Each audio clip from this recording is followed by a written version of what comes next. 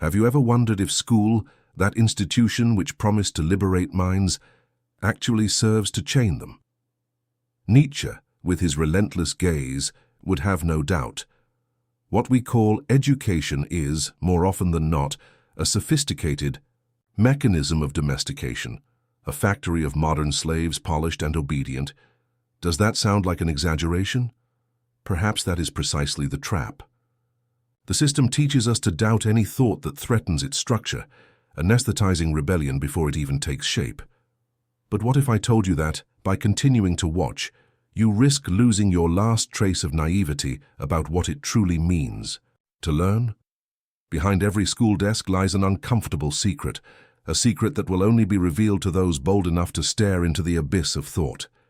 If you have the courage to look beyond the surface, come with me to the end. I promise, you will never see education the same way again. Have you ever stopped to think that maybe you've been programmed since childhood? That all the time spent in classrooms, tests, assignments, rules, uniforms, and fixed schedules wasn't just a phase of life, but a silent process of shaping your thinking? If you remember school as a place of learning, freedom, and discovery, maybe it's time to confront an uncomfortable truth. School, as we know it, does not exist to liberate minds. It exists to domesticate souls. And if Nietzsche were alive today, he wouldn't call this education. He would call it training. We are not forming free individuals. We are creating standardized citizens, shaped to obey, consume, and produce. Children are brought into a rigid structure and kept there for years, until their questions disappear and only ready-made answers remain, repeated with robotic precision. School has become the factory where the modern man is manufactured, efficient, productive, disciplined, and empty. What was once meant to be a space for discovery has turned into a training ground where critical thinking rarely blossoms.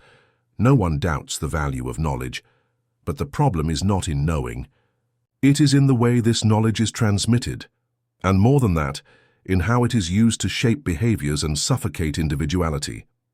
From the earliest years, we are subjected to a relentless routine, waking up early, following schedules, completing tasks, respecting hierarchies, competing with classmates, following rules without question, and all this disguised as academic training. Maybe you remember that feeling of anxiety on Monday mornings, the weight of the backpack, the tiredness, in your eyes after hours of copying from the board.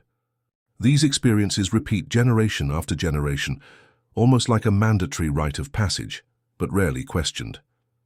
But what is the real goal of all this? To form people capable of thinking for themselves, or simply to prepare bodies that know how to fill places in companies, offices, production lines? The answer is frightening because it's obvious. We are creating generations of adults who know how to answer questions, but have lost the ability to ask them, who master mathematical formulas but don't understand their own feelings, who get high grades but are afraid to make mistakes outside the classroom. And this is no coincidence, it's by design. Modern schooling arose alongside the Industrial Revolution, and its main function was clear: to train workers, people who could follow orders, keep pace, respect supervisors, meet goals. It was necessary to turn peasants into urban workers, and formal education served as a tool for social adaptation. But the world has changed. Technology has advanced, the economy has globalized, and school has remained the same. The methods, the content, the tests, the formulas, all have been maintained as if we were still stuck in the 19th century. New subjects appear, technologies are introduced, but the rigid core of school with its rows of desks and fixed schedules remains unchanged. Little is discussed about the consequences of keeping this outdated structure in a world that demands creativity and adaptability. Friedrich Nietzsche, the one who scrutinized power structures with a sharp lens, would have much to say about our current educational reality. He warned against what he called slave morality, that which elevates obedience, humility, and suffering as virtues.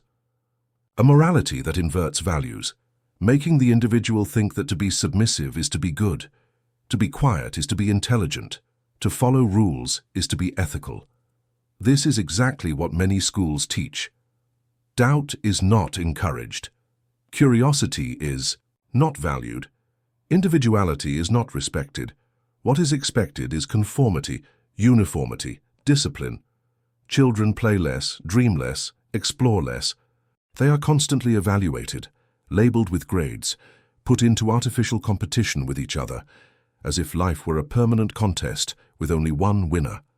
And in the end, those who dare to be different are discouraged from persisting.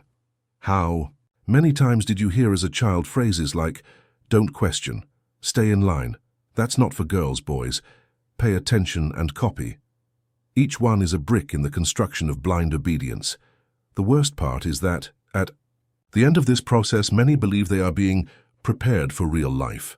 But what kind of life prepares us to serve and not to exist? The great tragedy is to see children enter school full of energy, questions, and creativity, and leave years later tired, resigned, and afraid to make mistakes. They go in wanting to be astronauts, artists, inventors. They leave studying law because it's safe, engineering because it pays well, business administration because it's easy to find a job.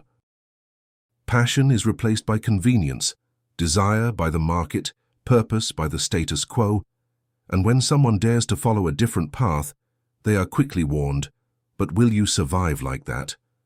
As if the only way to survive was to adapt to the system, as if living were nothing more than keeping oneself running within a gigantic machine whose main gear is called productivity. And what about those who don't fit in? They're diagnosed, labeled, medicated, brought back into the mold. Difference is seen as a flaw, not as potential. How many young people today are classified as problems simply because they don't adapt to the school logic? In this sense, school is not just an educational institution, it is a device of social control.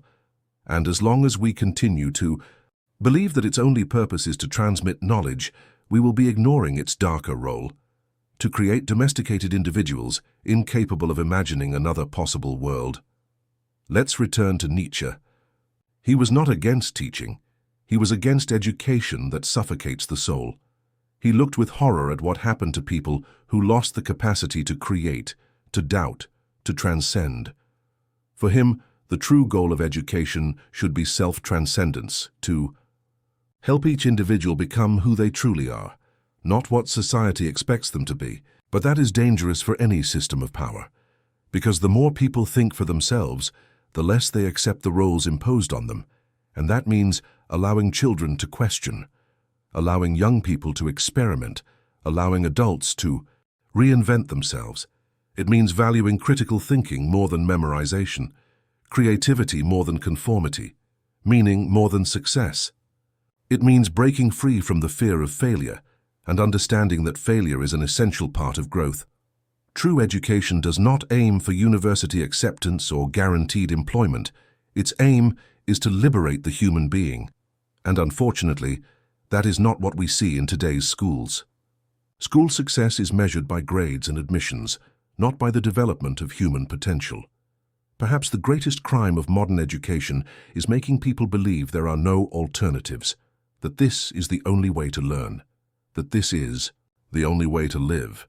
But the truth is different. There are ways to learn without being chained to a desk, to grow without following a single standard, to develop without being compared to others. And more importantly, there are ways to teach without anesthetizing curiosity, to educate without killing freedom. A teacher should not be just a transmitter of information. They should be an awakener of possibilities.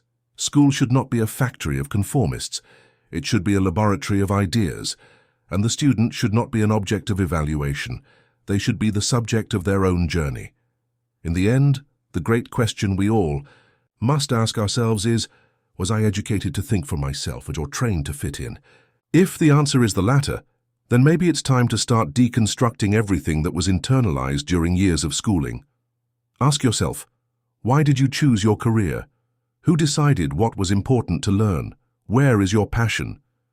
When was the last time you made a mistake and felt free to do so? Do you live on your own terms, or are you still following rules whose origins you don't even know? Freedom begins with doubt, and true education begins with the courage to question. If Nietzsche were here, he wouldn't tell you what to think. He would tell you, think And perhaps that is the only lesson that truly matters.